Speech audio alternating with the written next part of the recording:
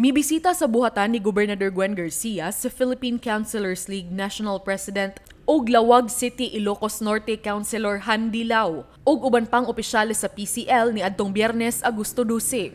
Mianhi sa lalawigan sa Sugbo si Lau aron motambong sa eleksyon sa bag-ong mga mulingkod nga opisyales sa Philippine Councilors League Cebu sa susamang adlaw didto sa Waterfront Hotel ning Dakbayan sa Sugbo.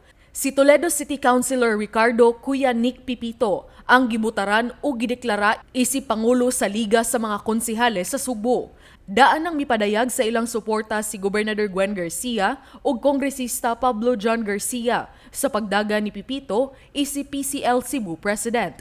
Huli pa ni Pipito si Sibunga Councilor Caroline Bacaltos ug mulingkod usab siya isip ex-officio member sa Hunta Probinsyal.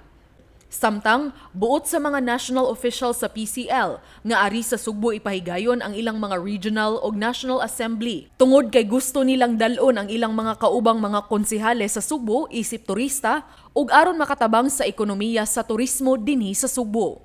Paula Mendoza, Balita sa Sugbo.